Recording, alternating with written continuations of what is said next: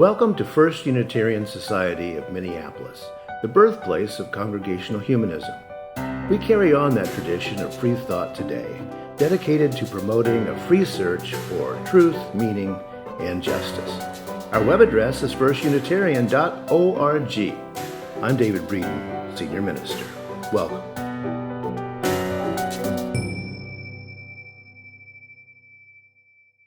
And what we want to do today is think about spiritual generosity.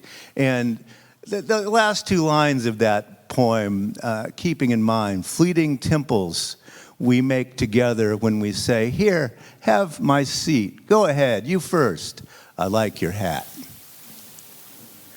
What if those are the true moments of sacredness? And as you know, I've been saying that for all fall. I've been saying we are creating the sacred together. I say that because that is part of the humanist belief system. Humanity creates the holy, the sacred, including all the holy books, sure, but the feeling of sacredness that we have within ourselves. So I want today to go to a slide and talk a minute about John Dewey. As you know, we come out of the John Dewey tradition of pragmatism. We're doing a constructivist way of doing our whole life education. And John Dewey said this: God equals the active relation between the ideal and the actual. Teach. Okay? So here's your Venn diagram. You got the actual, you got the ideal, and you got God. Now, the interesting thing about this is that this is neutral, isn't it? As I've too often said, everybody's God agrees with them politically. It's often unfortunate because my God wants, women controlled in bedroom and all. Yeah, my God says women. Yeah. Well, that's God. That's what we're arguing about, is the ideals. But let's go to the next slide, and we say human action actually then for Dewey is God, right? Human creativity, human action between the actual and the ideal is where we are. And what Dewey will say is, yeah, you can go right, you can go wrong here, but since we believe in democracy, we're going to talk it out a little bit. We're going to consider what this human action can do in the actual and the ideal. And we liberals are going to say, what do we need to do? We need to increase human flourishing. We need to build generosity into our climate, into the way that we act. And so John Dewey is often... He's a pivotal figure from the 1930s in that he said, okay, liberals, you can use the term God, go ahead. And then later he said, well, I think I made a mistake about that, because now all the liberals, I believe in God, but, it's not the same God as the conservatives believe in. So where are you going with that? It becomes the question in terms of the spiritual generosity that we're talking about. Do we want to conserve, or do we want to progress out there in the way? Now, I say this because, you know what? This is actually quoted in a sermon that we're going to be looking at today at noon. Wendy Jerome, where are you? She's here somewhere, and she's going to be talking about a Carl Storm who was a senior minister here, and he actually quotes this particular bit from John Dewey as God being this active relation, and then he says, why do we bother? Why do we use this term if this is what we're talking about? Yes, please. And also, we have Jay here today. One of the things that we've been talking about is how do we begin talking about the many kinds of humanism? That's why also we'll have Anthony speaking a little bit later with an Afro-Caribbean way of looking at humanism, right? But yes, please, Jay, take it away. I agree with you. I'm heard, right? Okay, there we go. I agree with you, and I think it's interesting as you come from John Dewey. I immediately go to James Baldwin around his quote around if God had any validity at all, right? If the concept of God, and he does make that very clear, the concept of God has any validity at all, right? It should make us more loving, right? More freeing, right? So when we speak to this ability that Dewey is pointing out around human action as a concept, maybe, in a lot of our humanist spaces, I would agree that, God is not in the equation for most. You know, as an individual, who even has explored work with Dr. James Cone of liberation theology, he points out in Spirituals and the Blues, in his book Spiritual and the Blues, he points out that even black seculars, particularly, it is not that they are secular by means of Western notion, right? But the process there is not just a getting rid of God in the words of what James Baldwin does. He actually pushes and says that it's the opportunity that some seculars actually just ignore God. Oftentimes, if I talk to my mother, who has a very close relationship, right, to her religion and her relationship with God, right, immediately I ask, well, does God have to be in the equation? Because it's not that I'm not interested in engaging her based off of her knowing, right? That's a formation of knowing for her. And I'm not going, and it's my humanist value to honor her epistemology, her understanding of how she has moved and survived in the world, okay? And maintain that integrity and then meet her and arrive with her in that journey and say, well, what part are you, right, in this equation, right? So if God is not there, I'm just want to ask further, who are you?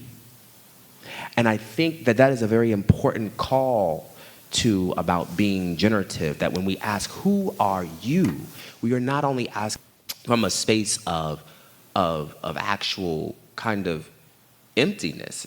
We're asking you to flourish, as you said. Right. So, I think that's, as we think about kind of this spiritual generosity, how we name spirituality is also not constituted on God. Well, yeah, absolutely. And I mean, that's one of the central things that we humanists have I think, mistaken over time. Because as I've often said, African-American humanism and Euro-American humanism are not the same. They grew up in the same soil, but it's a birch tree and an elm tree or whatever, right? They grew up in the same soil of the United States. They used the same ideas, but they were going in very different places, going to very different places. The liberation that white humanists have had to have would be like being able to serve on a jury, which we couldn't do until the 1960s. For example. But those were always civil liberties, right? Civil liberties. It wasn't about being oppressed openly in the street, right? And that's the difference. And so I always say that African-American humanism is totally about liberation. Mm-hmm. And we have to, as white humanists, we have to reach toward that idea of liberation, I think. Because that's the answer for us, all of us in humanity, I think. Mm-hmm. My humanism is not, if anyone I work in these circles with, if I'm not attached to liberation, that's not humanism for me, right? And I find it to be very important that when my advisor during my PhD wrote a book on the African burial grounds in New York City, and she talks about spirituality, and she's kind of a naturalistic humanist, so her framing was very interesting. She frames spirituality and names some very important things as she's doing this research. She says that spirituality is a reclamation of time, space, and memory. Time, space, and memory, a reclamation. And it's very important because this aids us as humanists to understand the importance of our own agency, our capacity, and how we arrive And what would it look like for most of us in this space not to only sit with the way that we, show up in space, but really arrive? And arrive in a way that allows for us to know who we are. And when we come into that space, we offer folk an opportunity to become, not belong, but become. Most of our congregational spaces are really still stuck, and a lot of our spaces that we want to hang in sit in a space of belonging. Right. But becoming is where the generative happens. Right. Well, and one of the interesting things, we don't proselytize, we know that. But I was looking at why do some religious traditions proselytize? And the interesting thing is that the religions that proselytize are those that are the most difficult to believe in. So why do you get people out on the street proselytizing? Because when they get spit on, they believe in it more, right? And the more they get made fun of, they believe in it more. So here we sit. We're pretty convinced that we're right here. So we're going to go home and we're not worried about it. But folks, look around us, and America is often not agreeing with us. So to live as a liberal, both socially and religiously, whatever that means, that's not easy. But we are called to do it because our opponents are doing it very well. If we can go to a slide real fast here, I do want to share something. This is from the actual typescript of Carl Storm from the 1960s, and that's what we'll be looking at noon today. I want to share what he had to say about religion after he has quoted Dewey. I will read it so you don't have to read ahead. I know y'all, we can't hand you things because you're going to read it. I'll read it to you. Still, says Carl Storm, I would venture the remark that no one can give up religion itself. They can only give up certain religious beliefs. Mm-hmm. For religion is grounded today, as it always has been, in the unavoidable necessity of relating ourselves in some way to the universe and to the world, and of enlarging individual and social values. You see that? Connect to the world, increase individual and social values, the good things. To do so with intelligence and courage and dedicated commitment to the enrichment of life is of fundamental importance, and whether we are acknowledged to be religious is quite inconsequential. Mm-hmm. As I've said from up here a lot of times, I don't care if you think what you think religion is. It is a European invention. Europeans went around the world saying, "What's your religion?" "I ain't got one." "Well, then we've got a Catholicism just for you." Right? Everybody gets Catholicism. yeah. Y'all get over there, or we'll kill you. No. Religion is that which you live in as your highest belief system, right? Whatever you want to call it. And you can call it secular. I call mine secular most of the time because that's what it matches, secularity most of the time. But we have always been accused of being irreligious, unreligious, heretics. But no, we are holding to the highest spiritual generosity of giving. That's what humanism is about. Right. It's funny because John Dewey points to that as well. This idea of like when we talk about our humanism and we talk about being a religious humanist, it's the words and what they mean. This is why it's very important for us to have not just definitions but ethics, right? That our ethics help us clarify how we move and show and be in our practice, because we don't always use this. We might use similar language, but it doesn't always come out in the same way. And so the ethicist is always engaging in a progressive practice of constructing and deconstructing. So it's not just a situated definition. So when we think about like Dewey's early work, we see that pragmaticism kind of taking place even with language and how he talks about really the religious is the ideal, right? The value, right? Values over belief. So if you don't use the word belief, you use values. If you're not using the term, I have a religion, well, you have a congregation, you have a community, right?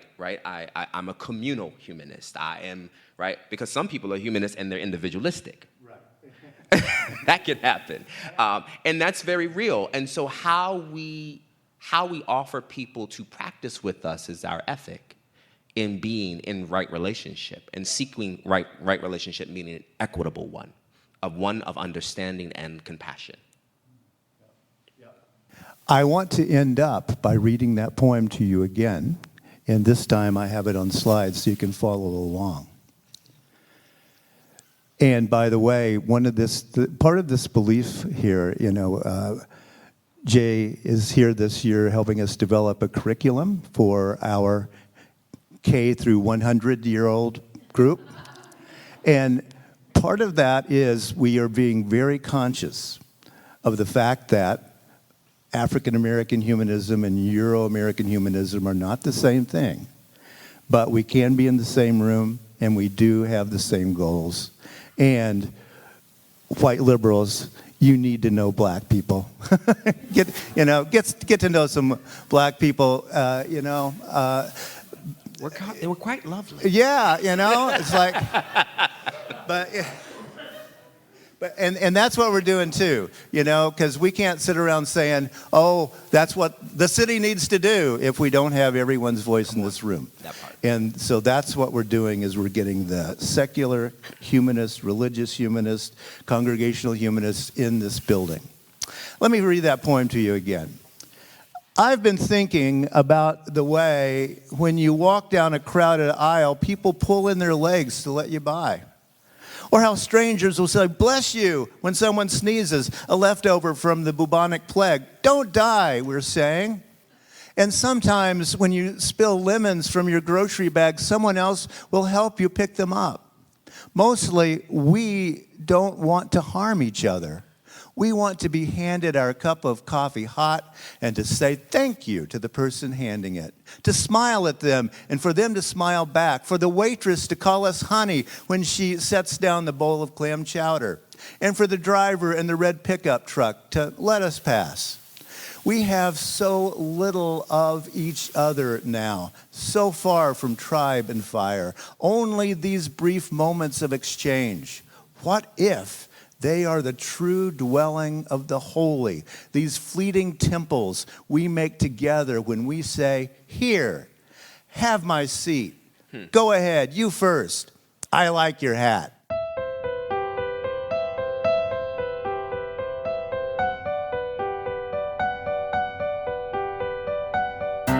Thanks for listening.